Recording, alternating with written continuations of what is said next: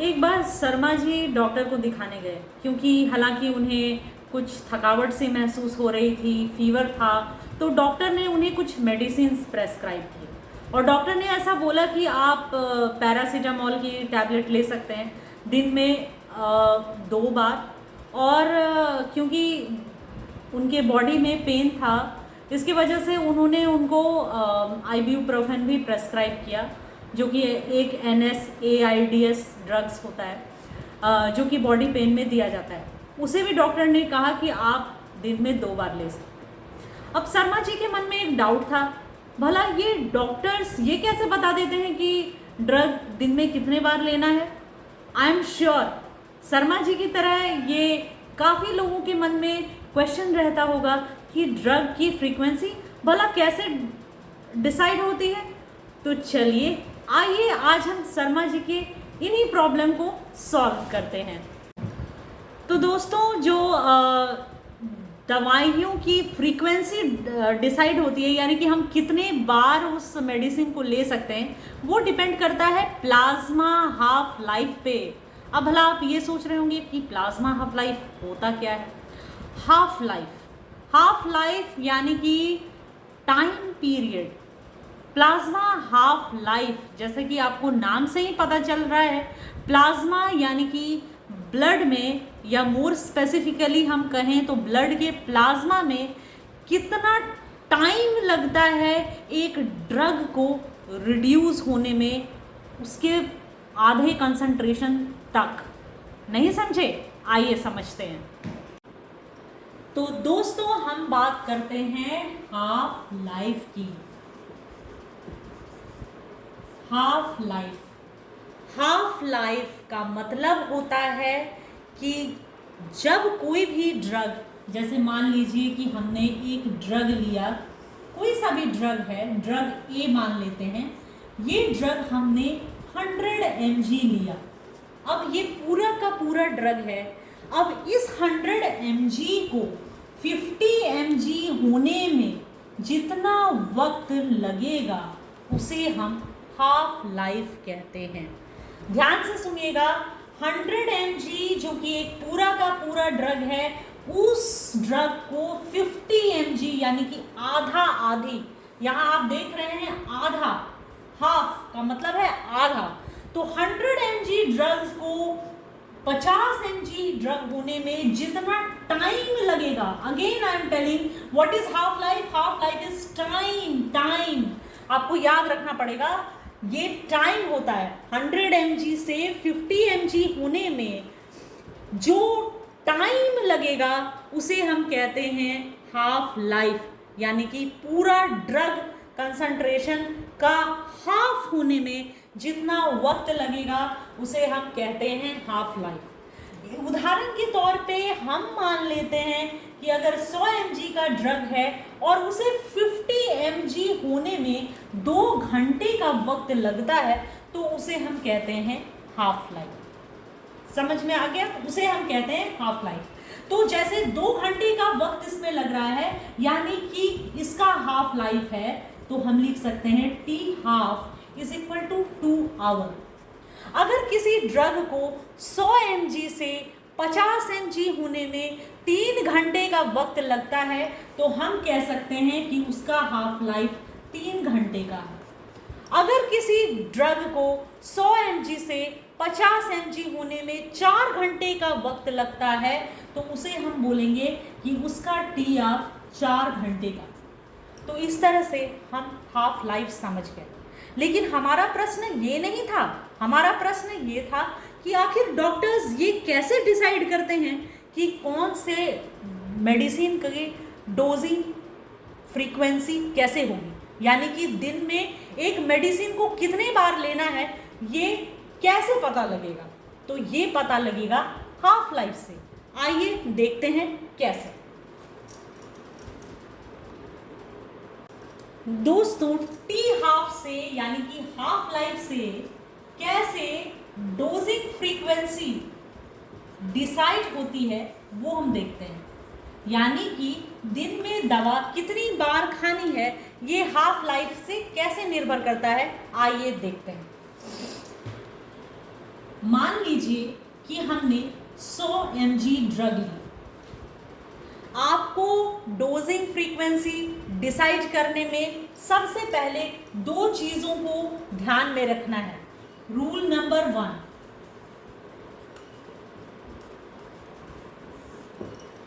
अगर कोई भी दवा ब्लड प्लाज्मा में लेस देन 10% है तो हम दूसरा डोज एडमिनिस्टर करते हैं।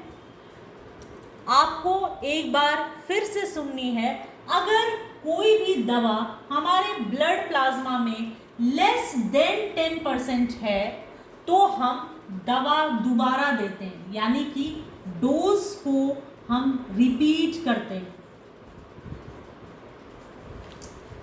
तो रूल नंबर 1 हो गया कि अगर कोई दवा लेस देन 10% है तो हम डोज को रिपीट करते हैं। समझ में आ गया? दूसरा रूल ये है, रूल नंबर 2, कि लगभग 4 हाफ लाइफ के बाद दवा का कंसंट्रेशन लेस देन 10% रह जाता है। रूल नंबर 2 क्या है? लगभग ऑलमोस्ट 4 टी हाफ के बाद ड्रग कंसंट्रेशन कितना हो जाता है? Less than 10%। Almost 4 half life के बाद ड्रग कंसंट्रेशन लेस देन 10% हो जाता है। कैसे? आइए देखते हैं।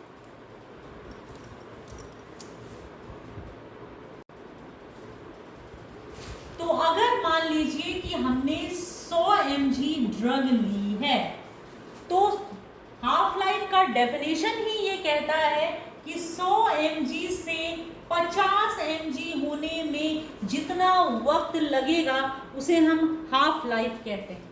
तो फर्स्ट हाफ लाइफ में, यानी कि फर्स्ट टी हाफ में आप 100 mg का ड्रग आपने लिया था, जो कि 100 mg का ड्रग 50 mg में रिड्यूस हो चुका था। ठीक है, तो ये हमारा हुआ था फर्स्ट हाफ लाइफ में।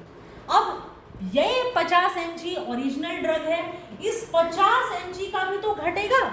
50 mg घट करके हो जाएगा 25 mg, ये सेकेंड हाफ लाइफ में होगा। ये कुछ भी नहीं है, दिस इज सिंपल मैथमेटिक्स, कि अगर हमने 100 mg ड्रग लिया है तो वो घट करके 50 mg हो जाएगा। जितने टाइम में होगा वो होगा उसका हाफ लाइफ।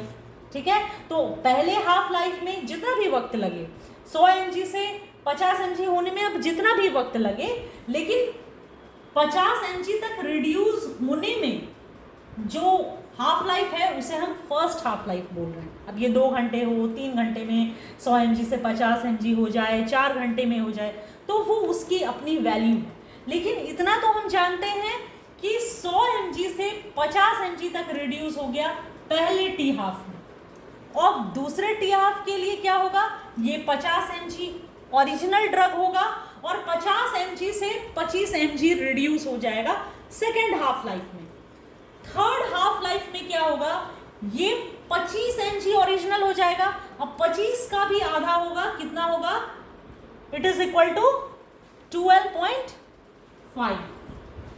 ठीक है, 12.5, ये 12.5 mg हो जाता है किसमें? थर्ड हाफ लाइफ में।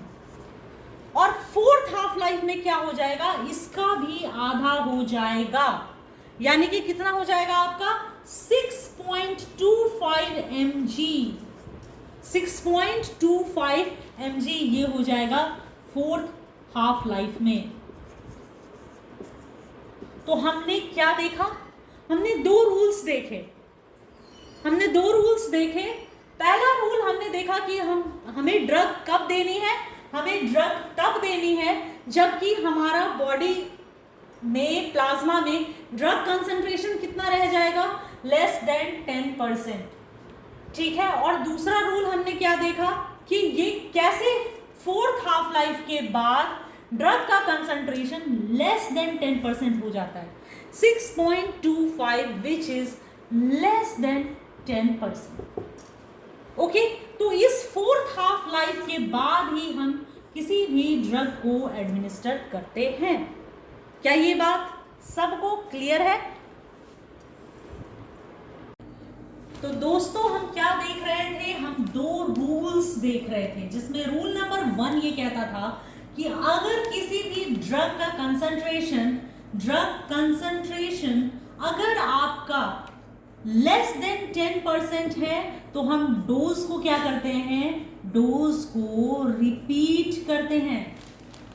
अगर ड्रग का कंसंट्रेशन लेस देन 10% है तो हम डोज को रिपीट करते हैं।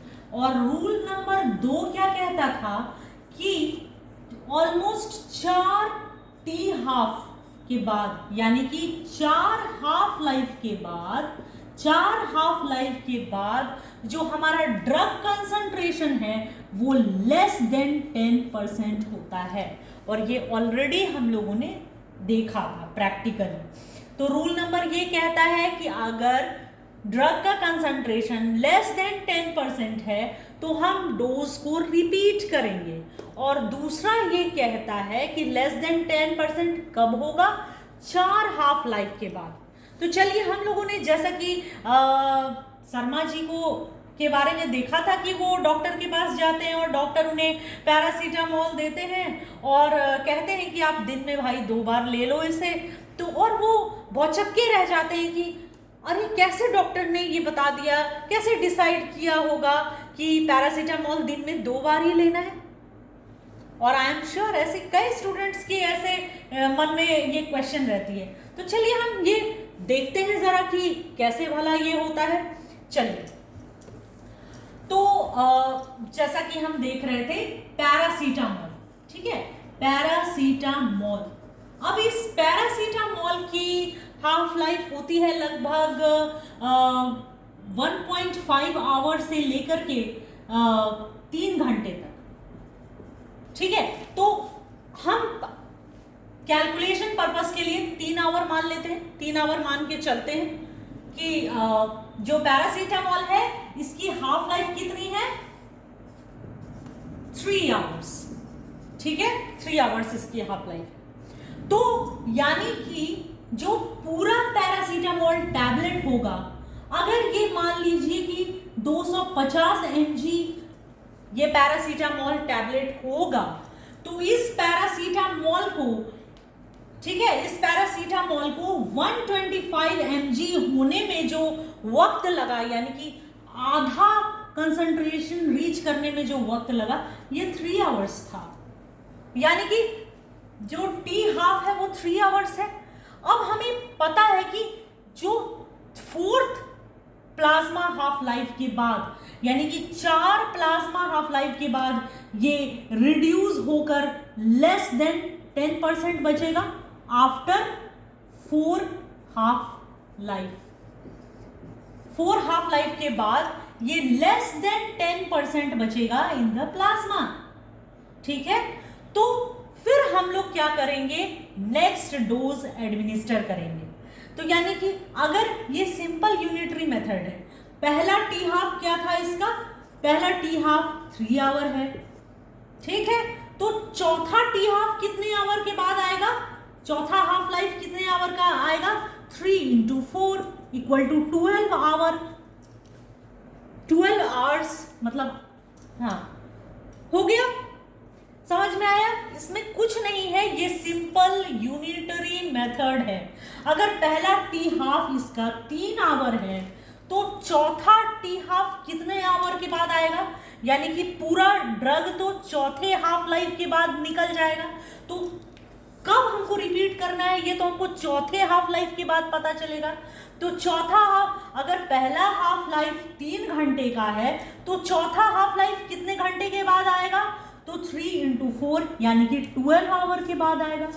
अगर 12 घंटे के बाद चौथा हाफ लाइफ आएगा, ठीक है, तो एक दिन में कितना घंटा होता है, एक दिन में हमारे पास 24 घंटे होते हैं, 24 आवर्स होते हैं। एक दिन में 24 आवर्स होते हैं, ये सबको पता है। तो 12 घंटे लेने हैं, इसका मतलब क्या है कि 24, अगर हमें पता करना है कि दिन में कितने बार लेना है, तो 24/12, क्योंकि 12 घंटे के बाद ले रहे हैं, तो ये क्या आएगा 2।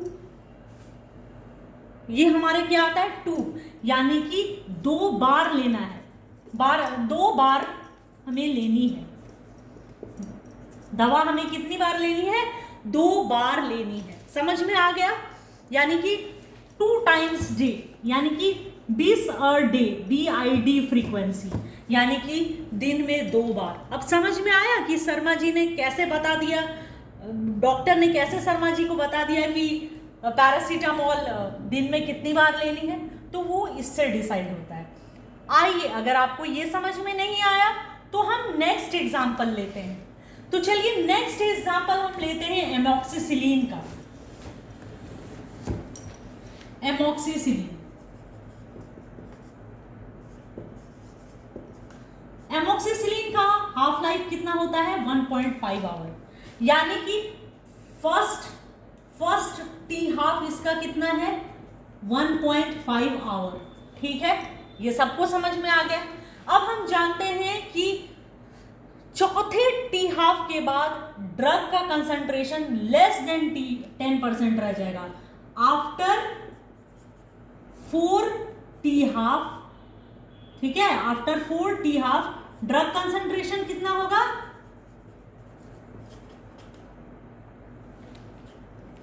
Less than 10%।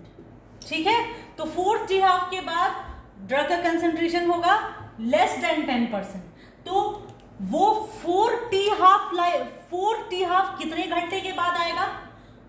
तो देखते हैं, पहला टी हाफ 1.5 आवर, तो चौथा टी हाफ कितना होगा?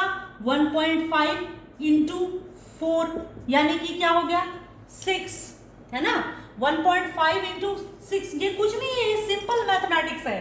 पहला हाफ लाइफ 1.5 आवर, तो चौथा हाफ लाइफ कितने आवर का होगा? तो 1.5 इंटू 4 इक्वल टू 6, यानी कि 6 आवर। अब दिन में 24 घंटे होते हैं। एक दिन में कितने घंटे होते हैं? 24 घंटे होते हैं।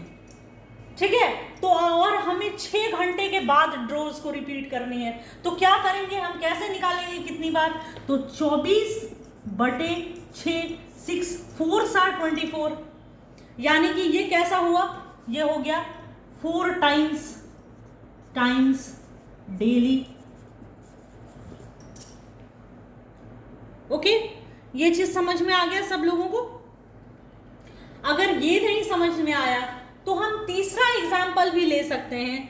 तीसरा एग्जाम्पल है हमारा इरिथ्रोमाइसिन का। ले लेते हैं तीसरा एग्जाम्पल, समझिए इरिथ्रोमाइसिन।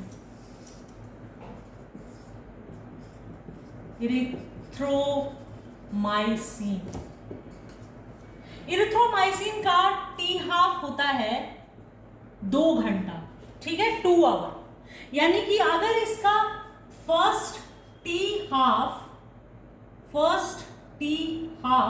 अगर इसका 2 आवर का होता है, तो 4th टी हाफ कब आएगा? तो 4th टी हाफ, अगर फर्स्ट टी हाफ 2 घंटे का है, तो 4th टी हाफ कितने घंटे का होगा? तो 2 इंटू 4 कितना हो गया? 8। ओके, 8 आवर, यानी कि 8 घंटे के बाद जो है ड्रग का कंसंट्रेशन प्लाज्मा में लेस देन 10% हो जाएगा। यानी कि 8 घंटे के बाद हमें क्या करना होगा? डोज को रिपीट करना होगा। 8 घंटे के बाद हम डोज को रिपीट करेंगे। तो अगर 8 घंटे करके हमको डोज को रिपीट करना है, तो हम क्या करेंगे? एक दिन में 24 घंटा होता है, तो कितने 8 घंटे के बाद? तो हमें क्या करना है? 24/8, सिंपल डिवीजन है। 8 3s are 24, यानी कि एक दिन में 3 बार 8 घंटा करके होता है। 8 घंटे प्लस 8 घंटे प्लस 8 घंटे, टोटल मिला के तो 24 होता है। तो 24/8 यानी कि 3 टाइम्स डेली, यानी कि ये क्या हो गया? Thrice a day. TID frequency 3 times daily. तो समझ में आ गया कि डोजिंग फ्रीक्वेंसी हम कैसे डिसाइड करते हैं। तो दोस्तों आपको समझ में आया कि हम डोजिंग फ्रीक्वेंसी कैसे डिसाइड करते हैं। आई एम श्योर आप लोगों को ये वीडियो पसंद आया होगा। तो बने रहिए मोर हेल्पफुल वीडियोस के साथ। तब तक के लिए नमस्कार।